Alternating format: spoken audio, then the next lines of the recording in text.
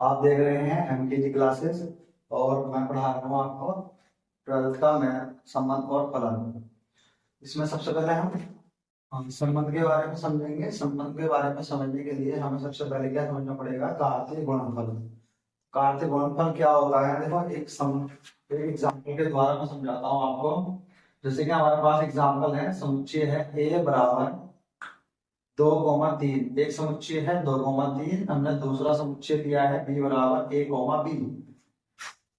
तो इसका हम कार्तीय गुणनफल कैसे निकालते हैं, देखो a के सारे अवयवों को क्रम से b के सारे अवयवों के साथ ले लेंगे, उसको हम कार्तीय गुणनफल कहते हैं। देखो दो को हम a के साथ लेंगे तो क्या लिखेंगे, 2,a।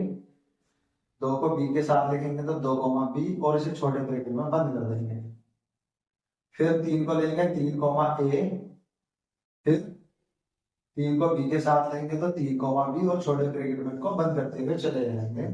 और बाद में इनको किस में बंद करेंगे, हम एक मध्य ब्रैकेट में बंद कर देंगे।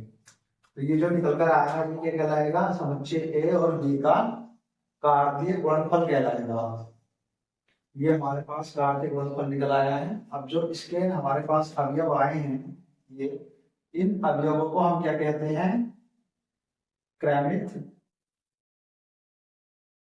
इनको कहते हैं हम क्रमित युग्म। ये क्या कहलाता है, अवयव क्रमित युग्म कहलाता है। और इस क्रमित युग्म का पहला वाला जो अवयव है वो क्या कहलाएगा, पूर्व प्रतिबिंब। और बाद वाला अवयव क्या कहलाएगा, प्रतिबिंब।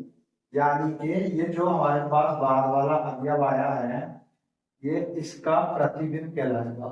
यानी कि अवयव 2 का प्रतिबिंब a होगा, और इसे हम पूर्व प्रतिबिंब कहेंगे।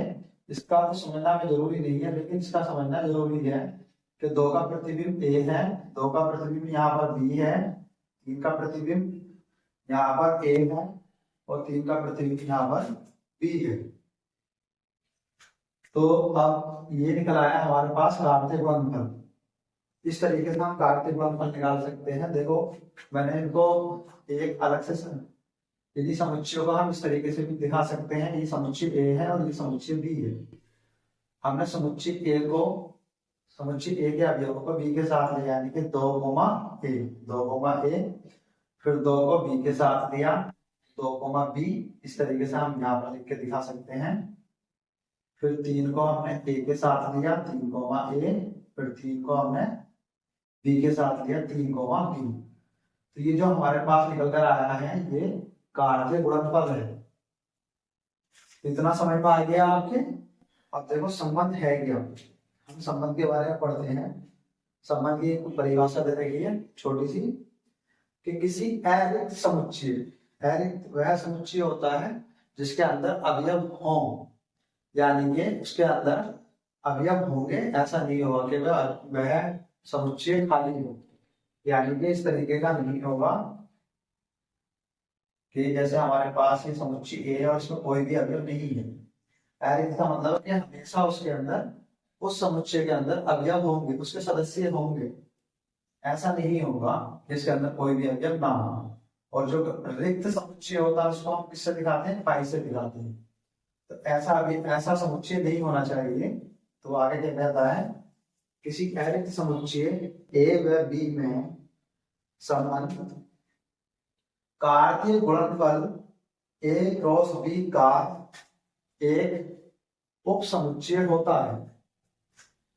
तो उप समुच्चय क्या होगा, कहता है किसी अरिक्त समुच्चय A व B में संबंध R कार्तीय गुणनफल A क्रॉस B का उप समुच्चय होता है। तो उप समुच्चय क्या होता है, अब इसके बारे में समझ लेते हैं थोड़ा सा, तो फिर आपको ये समझ में आ जाएगा कि संबंध हम किसे कहते हैं। देखो ये हमारे पास उप समुच्चय के बारे में हमने थोड़ी परिभाषा लिख रखी है, इसको समझ लो आप। यदि किसी समुच्चय A के सभी अवयव, इसमें हो, किसी समुच्चय A के सभी अवयव समुच्चय B में हो, तो हम समुच्चय A को क्या कहते हैं, समुच्चय B का उप समुच्चय कहते हैं। क्योंकि समुच्चय A के सारे अवयव समुच्चय B में मौजूद हैं। जब हमारे पास, जैसे कि मैं एक एग्जाम्पल द्वारा समझा देता हूँ। जैसे हमारे पास ए में अवयव हैं 5,6 और समुच्चय बी में अवयव है हमारे पास 4, 5, 6, 7। तो ए के सारे अवयव समुच्चय बी के अंदर हैं, तो हम लिखेंगे ए समुच्चय है बी का।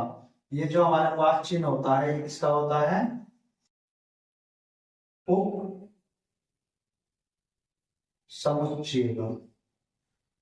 ये सी से थोड़ा बड़ा होता है, इसको हम क्या कहते हैं? उप समुच्चय कहते हैं। यानी कि ए के सारे अवयव जब समुच्चय बी में होंगे तो हम समुच्चय ए को बी का उप समुच्चय कहेंगे। अब देखो एक एग्जाम्पल है इधर। एग्जाम्पल समुच्चय के बराबर, अब हमने देखो जो कार्तीय गुणनफल था वो यही ले रखा है, हमने समुच्चय ले लिया है अलग। हम इसी को हम आगे दिखाते हैं। कार्तीय गुणनफल हमारे पास यही रहेगा। हमने समुच्चय लिया है, समुच्चय के बराबर 2, a और 3, a। तो इसके अंदर अभी जो है 2, a है और 3, a है। तो अब हम ये देखेंगे कि यह समुच्चय ए क्रॉस बी का, यानी कि कार्तीय गुणनफल का एक उपसमुच्चय है या नहीं है। तो कैसे पता लगेगा? हम इसके अवयव देखेंगे, इसके अंदर होंगे तो ये क्या होगा? इसका उपसमुच्चय होगा, और अगर नहीं होंगे तो नहीं होगा। देखो 2, a इसके अंदर है, 2, a इसके अंदर है, 3, a इसके अंदर है, 3, a इसके अंदर है। यानी कि इसका मतलब यह है कि समुच्चय के उप समुच्चय होगा ए क्रॉस बी का। इसलिए यह समुच्चय ए व बी में संबंध है। तो हम इसको क्या कहेंगे? संबंध कहेंगे कि ये एक संबंध ए और बी समुच्चय के बीच में है। अब दूसरा एग्जांपल ले लेते हैं हम कि समुच्चय हमारे पास एक n बराबर है 2, b और 2, c। तो हम देखेंगे कि ये अवयव इसके अंदर है या नहीं है। तो हमारे पास 2, b इसके अंदर है, 2, b इसके अंदर है, 2, c इसके अंदर है, लेकिन 2, c इसके अंदर नहीं है। तो इसलिए n उप समुच्चय नहीं होगा इसका ए क्रॉस बी का। हम हमारे पास जो समुच्चय वाला चिन्ह होता है उसको हम काट देते हैं, तो वो क्या कहलाता है कि n उप समुच्चय नहीं होगा ए क्रॉस बी का। इसलिए यह समुच्चय ए व बी में संबंध नहीं है। क्यों? क्योंकि इस n समुच्चय के जो अवयव हैं सारे अवयव ए क्रॉस बी में नहीं है, तो इसलिए n ए क्रॉस बी का उप समुच्चय नहीं होगा। अब नेक्स्ट एग्जांपल लेते हैं। समुच्चय P बराबर 2, a 3, b 3, a 3, b। हमने एक समुच्चय दे रखा है ये। अब देखेंगे इसके सारे अवयव क्या इसके अंदर हैं। तो 2, a इसमें है, तो 2, a इसमें है, 3, b इसमें है, तो 3, b इसके अंदर है, 3, a इसके अंदर है, 3, a इसके अंदर है, और 2, b इसके अंदर है, 2, b इसके अंदर है। यानी कि समुच्चय P के सारे अवयव हमारे कार्तीय गुणनफल ए क्रॉस बी में हैं। तो इसका मतलब ये है कि हमारे पास समुच्चय ए क्रॉस बी यानी कार्तीय गुणनफल का एक उपसमुच्चय होगा। तो देखो जितने भी सारे अवयव इसके अंदर हैं उतने ही सारे अवयव इसके अंदर हैं, दोनों के अवयव बराबर हैं। तो हम कैसे ऐसे लिख सकते हैं? P उपसमुच्चय होगा ए क्रॉस बी का, क्योंकि इसके सारे अवयव इसके अंदर हैं, लेकिन इसके अवयव और इसके अवयव बराबर हैं, किसी में कम ज्यादा नहीं है, बिल्कुल बराबर है। तो हम क्या यहाँ पर बराबर का चिन्ह लगा सकते हैं? बिल्कुल लगा सकते हैं। क्यों? क्योंकि दोनों के अवयव आपस में बराबर हैं और दोनों के अवयव मेल खाते हैं। तो ये उपसमुच्चय होने के साथ साथ बराबर भी है। तो यह एक क्या होगा, संबंध कहलाएगा।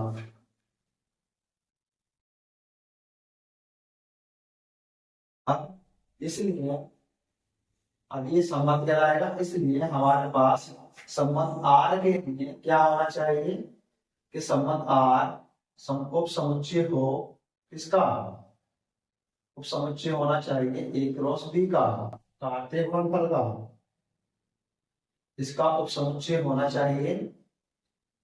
अगर इसकी अवयव कम है तो उप समुच्चय होगा, और दोनों के अवयव बराबर है तो हम बराबर का चिन्ह ले सकते हैं, यानी कि संबंध आर ए क्रॉस बी के बराबर भी हो सकता है, और संबंध आर में अवयव कम भी हो सकते हैं ए क्रॉस बी से, तो हम इसको ऐसे दिखा सकते हैं। ये होना, ऐसा होना जरूरी है, यानी कि संबंध आर का ए क्रॉस बी का उप समुच्चय होना जरूरी है, तब हम उसे क्या कहेंगे, संबंध कहेंगे।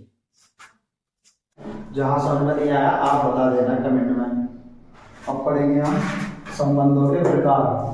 तो संबंध कितने प्रकार के होते हैं हमारे पास, रिक्त संबंध। रिक्त संबंध किसको कहते हैं, यदि समुच्चय ए पर परिभाषित संबंध आर रिक्त संबंध कहलाएगा, कहलाता है कब, यदि ए का कोई भी अवयव ए के किसी भी अवयव से संबंध नहीं रखता।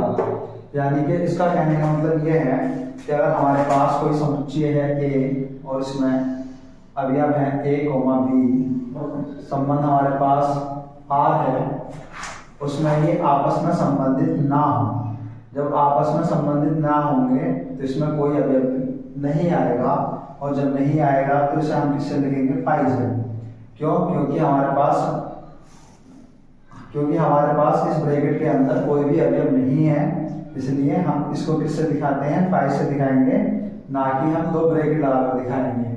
ये मैंने आपको समझाने के लिए बताया है कि इसके अंदर कोई भी अवयव नहीं है तो उसको हम पाई से दिखाते हैं, यानी कि संबंध आर बराबर पाई होगा। तो आर बराबर क्या है, पाई है। अब हम आगे चलते हैं। दूसरा संबंध है सार्वत्रिक समुच्चय। तो सार्वत्रिक संबंध,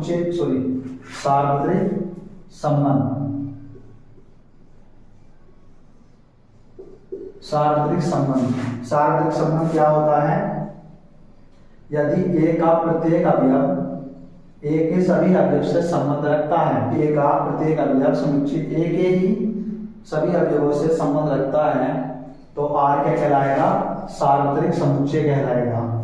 यानी कि आर बराबर ए क्रॉस ए, जैसे कि हम यहाँ पर दिखाते हैं कि अगर ए बराबर 1,2 है और संबंध आर, ये आपस में सभी ए के सभी प्रत्येक अवयव ए के सभी अवयवों से संबंध रखते हैं, यानी कि एक से संबंध रखेगा 1,1, एक 2 से संबंध रखेगा 1,2, 2 से संबंध रखेगा 2,2, और 2 1 से संबंध रखेगा 2,1।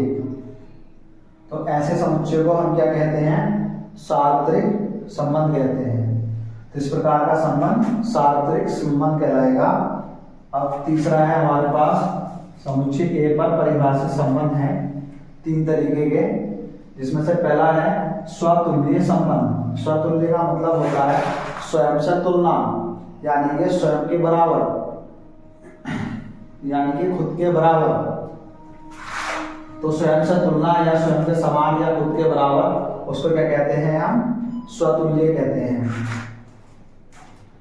अब इसके बारे में थोड़ा समझ लेते हैं। यदि संबंध आर में समुच्चय ए का प्रत्येक अवयव, हमारे पास कोई संबंध दे रखा है आर, तो उसका प्रत्येक अवयव, समुच्चय ए का प्रत्येक अवयव संबंध आर में स्वयं से संबंध रखता हो, यानी कि यदि संबंध आर में समुच्चय ए का प्रत्येक अवयव स्वयं से संबंध रखता है, तो उसे हम क्या कहेंगे, स्वतुल्य संबंध कहेंगे।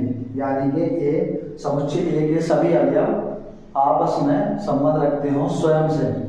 जैसे कि हम एक एग्जांपल लेते हैं, समुच्चय ए बराबर 1,2,3, तो इसके सभी अवयव स्वयं से संबंध रखें आर के अंदर।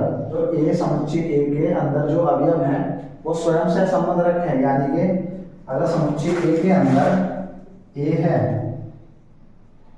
बी है, तो संबंध आर के अंदर ए कोमा ए होना चाहिए,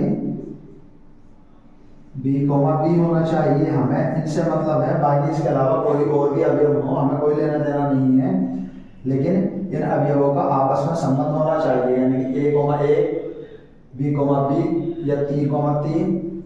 तो हमारे पास जो भी इसके अंदर अवयव हैं वो स्वयं से संबंधित हों। तो 1 कोमा 1 है, 2 कोमा 2 है, 3 कोमा 3 है, हमें इससे कोई लेना देना नहीं है, इसके सभी अवयव आपस में संबंधित हैं। तो इसलिए ये चिन्ह होता है हमारे पास सभी के लिए, सभी के लिए या सभी मान के लिए। तो सभी मान के लिए x अवयव है a के लिए, x के सभी मान के लिए x संबंध रखता है x से, यानी कि जो भी अवयव a में है वो सभी स्वयं से संबंध रख रहे हैं, यानी कि 1 कोमा 1 है, 2 कोमा 2 है, 3 कोमा 3 है। तो इसलिए क्या कहलाएगा ये संबंध? स्वतुल्य, सॉरी नीचे। तो संबंध R है हमारे पास 1 कोमा 1, 2 कोमा 2, 3 कोमा 3, 4 कोमा 3। हमें 4 कोमा 3 से कोई लेना देना है नहीं, क्यों? क्योंकि समुच्चय ए में जो 3 अवयव हैं 1 कोमा 2 कोमा 3 वो आपस में संबंध रखते हैं स्वयं से। तो स्वयं का मतलब होता है 1 कोमा 1 आए, यानी कि x कोमा y होता है, यहाँ y ना आए, x कोमा x ही आए। 2 कोमा 2 है, 3 कोमा 3 है, तो इसमें सभी अवयव आपस में स्वयं से संबंध रख रहे हैं खुद से। तो ऐसे संबंध को हम क्या कहते हैं? स्वतुल्य संबंध कहते हैं। ये जो चिन्ह होता है ये होता है सभी के लिए, सभी के लिए, इसका मतलब होता है। तो सभी x के मान के लिए x संबंध रखता है x से, या इसको ऐसे लिख सकते हैं x कोमा x अवयव है r का, इसलिए r एक स्वतुल्य संबंध है। एक नीचे एग्जांपल लेते हैं, x के बराबर समुच्चय के बराबर a कोमा b, और हमारे पास संबंध है r बराबर a comma b, b comma a।